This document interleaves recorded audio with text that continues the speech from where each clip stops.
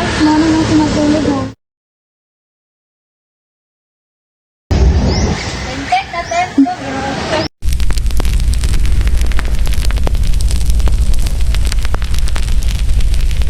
Guys, alam niyo ba ang hindi biro ang kagubatan sa gabi? Bakit? May mga nagsasabing, may mga naririnig daw sila dito.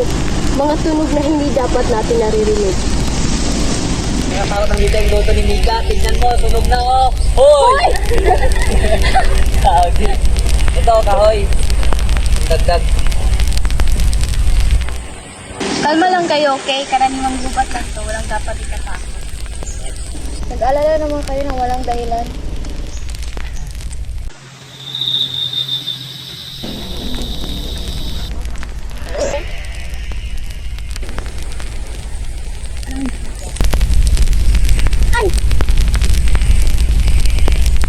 Aray!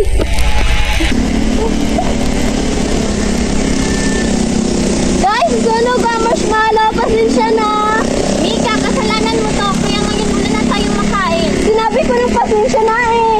Ayun, gutom na tayong lahat. Tal, nagdurusa naman tayo dito. Dagdagan pa natin. Magkuntuhan na lang tayo ng kababalaghan. Kailangan ba talaga?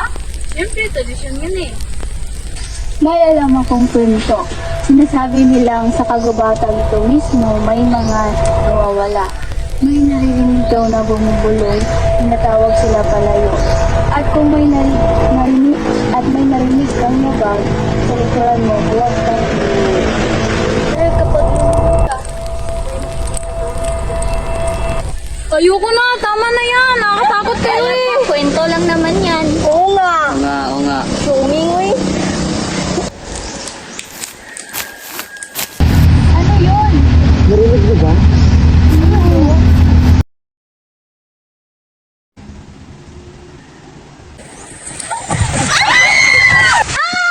Tulang! Tulang! Agoy! Iwan niyo na ako! Iligtas niyo ang mga sarili niyo! Sinong matapag dyan?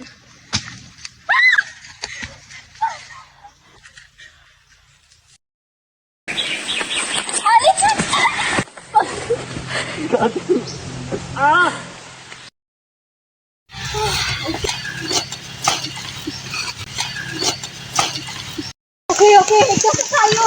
Oo nga, pasok na tayo bago. Teka, dito lang natin siya iniwan, di ba? Oo nga. Bakit wala siya? Baka hindi kinuha sa kung ano man yun.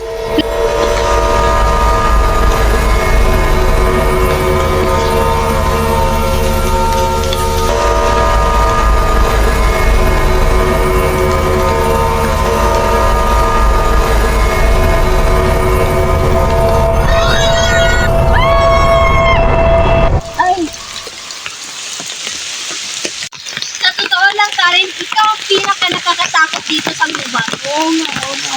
Halika nga rito. Halika. Ay, kanina. Tugin ka namin.